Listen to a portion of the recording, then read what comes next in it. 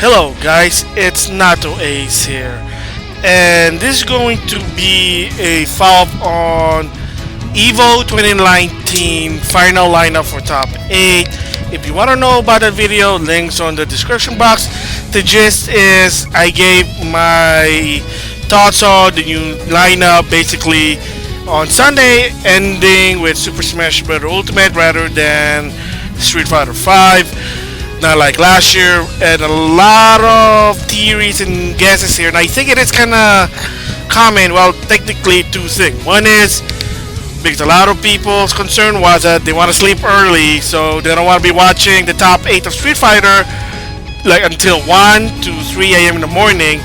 And as well as credit to James Chen, that the Capcom esports team basically said, look, we want this to be early. Can you put it like somewhere like 12 noon or something? And he said, yeah. Well, they basically requested it, and of course you can't deny it, but whatever. So if you want to watch that video, links on the description box. For this one is I want to give my thoughts on EVO doing a collaboration again, and that's a keyword, again. And that again is, you're looking here on the graphic aid, and that is once again EVO 2019, not Japan. EVO 2019 will have a collaboration with High School Girl, and in the past they've done this at EVO Japan 2019. I don't know what the collaboration was. Maybe there was swag, but they weren't really talking about it. However, it's on Twitter. There is once again a collaboration with High Score Girl, and I'm gonna talk about the illustration because I love looking at this. Because believe it or not, I saw the anime, I got nerdgasm. Let's just say that, because the anime itself is, if you like video games and you like anime, it's sort of a documentary type story about the video game evolution, starting with, well, since they're in Japan, the Famicom. In America, of course, everybody knows the NES. Good story, characters, interesting, and you can watch this at Netflix. So there is no Blu-ray as of right now. Maybe, I don't know who they're gonna do it, but if you have Netflix, I highly, if you love anime and you like video game, you gotta watch this anime. It's awesome. I might give my opinion about it, my impression of this anime in the long run, because I did watch the entire 13 episode plus the 3 OVAs. So, but with that, let's continue about this. So, what is High Score Girl for people who don't know? Basic premise, but the character-wise is that it's introduced a character by the name of Haruto, which is he loves video game, not really prioritized school, which is, I'm surprised his mom's very like lenient. Not my mom, but there's a different story there. And he met this girl by the name of Akira, and she's like supposed to be a straight A student, but she's also good with video game. And then of course down the line you kind of notice that blonde girl. Her name is Hidaka, and later on in the, let's just say in the series, she also had a crush with Haruto, and yes, there is some sort of love triangle here. There's two girls who likes him, except Haruto just likes video game. Yeah, so that's basically the basic premise of High Score Girl. But because it kind of relates to, because Haruto basically loves fighting games. I mean, his very favorite Street Fighter game is Street Fighter 2, and he plays Guile. Because apparently, because gods can do, like, I guess this is a fighting term, throw jank. So I mean, well, I don't. It does explain to you like a lot of this weird terminologies of video game, throw jank, which is apparently Gal can do this throw jank, but whatever. So anyway, like I said, what is the collaboration anyway for EVO 2019? And that is, well, they're gonna have a shirt there that you can only buy it, from what I heard, at EVO. So I mean, the design itself, it looks awesome, and I'm gonna be in this particular vlog, I'm gonna be a super nerd, I'm gonna be an uber nerd about High Score Girl, about anime, video game timeline, not so much with EVO, but I guess why not, because EVO. Remember, EVO is something that's basically was created in the United States. I mean, granted, a little bit of spoiler, In High School Girl, there is Mortal Kombat, but that's the only franchise that from the United States that was introduced in the anime. Mostly they talk about Japanese games because they're in Japan. Okay, so anyway, what you're looking here is that it shows Haruto and Akira playing in a station. There you go.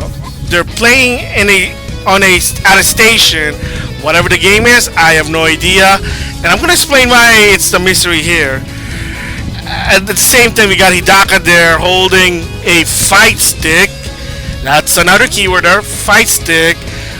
Basically watching there because one thing that Hidaka basically likes is to watch Haruto play. Okay, whatever. Some people do that. Whatever. And of course, in the back, bunch of EVO fan, fighting fan, the FGC I guess I'm gonna call it, wearing EVO swags and just enjoy. When you watch EVO, you're watching the tournament, you get excited. And of course, the one I think the most interesting one in my opinion is the EVO judge in the very right. The EVO judge. I don't know. Every time I look at this illustration, it makes me giddy like a freaking nerd. I know. I do apologize, but just bear with it there.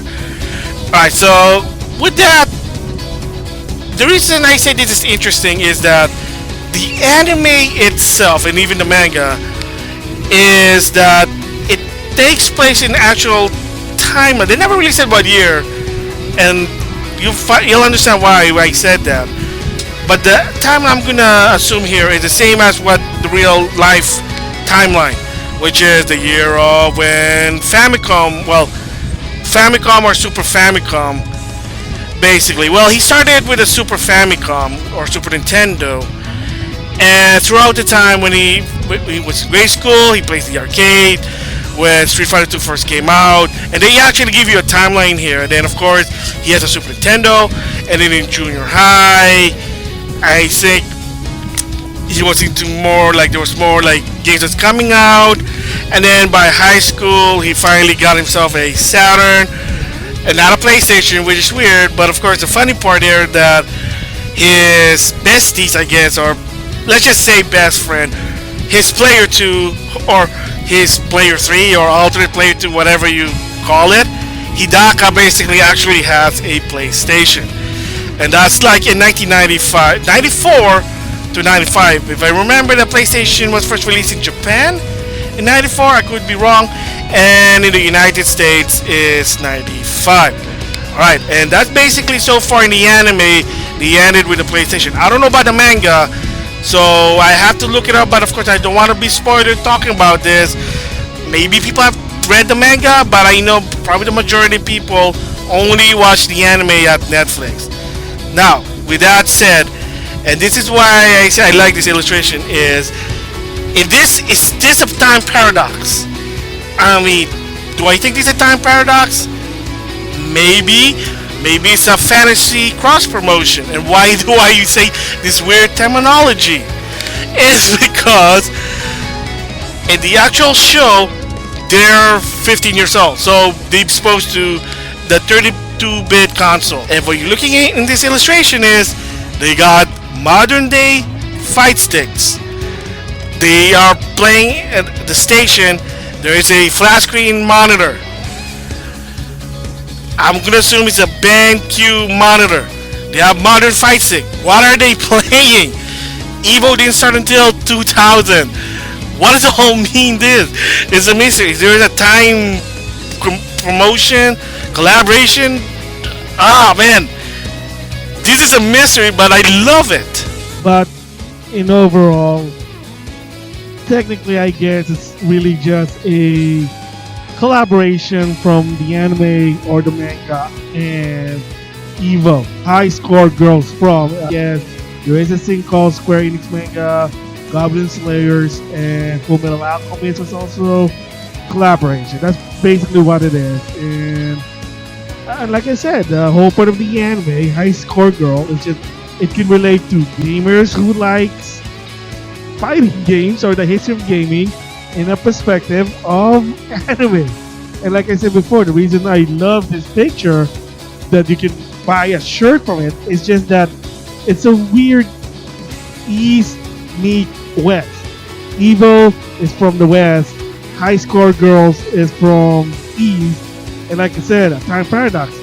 Fight sticks. Yeah, there are fight sticks in during the 32-bit era with the PlayStation and the Sega Saturn. They're not as awesome or cool that of right now.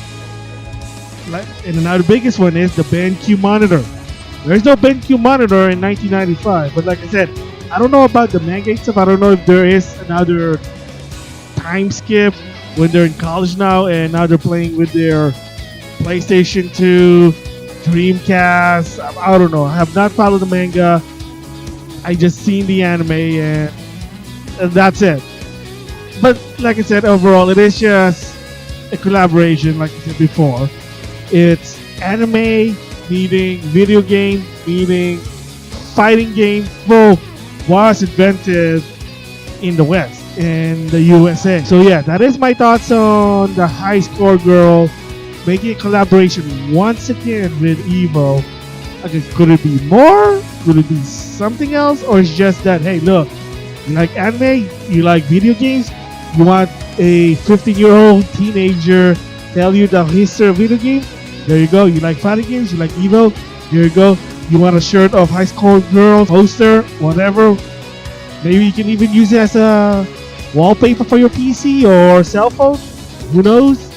The bottom line is, come on, it's High Score Girl. It's one of the awesome anime. I mean, the majority of people who likes anime, who likes video game, you're gonna like this anime. I mean, I can guarantee it. So that's my thoughts on High Score Girl cross EVO 2019. Not EVO Japan, actual EVO 2019.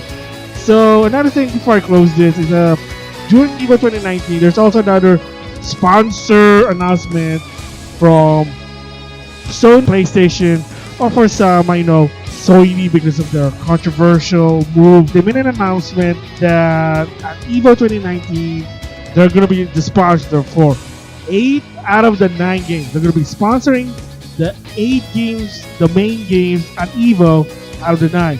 Gee, I wonder what the 9th one that they're not going to sponsor. So, what does that mean? It could be nothing, it could be something. But the bottom line is that when they're going to use for their station to play the games, it is going to be all PlayStation 4. All those 8 games are going to be on PlayStation 4. Super Smash Bros. Ultimate is only on the Switch, so there's a reason why they're not going to sponsor the Smash tournament. I mean, doesn't really make sense. Well, if you're Microsoft and Nintendo, it does make sense. But if you're Sony, you're still stuck in the past, then no. But like I said, beside that, it could be, apparently they said they have an announcement. What is it? I don't know. Maybe it's something. Maybe PlayStation All-Star Battle Royale 2. The first one was crap, dude.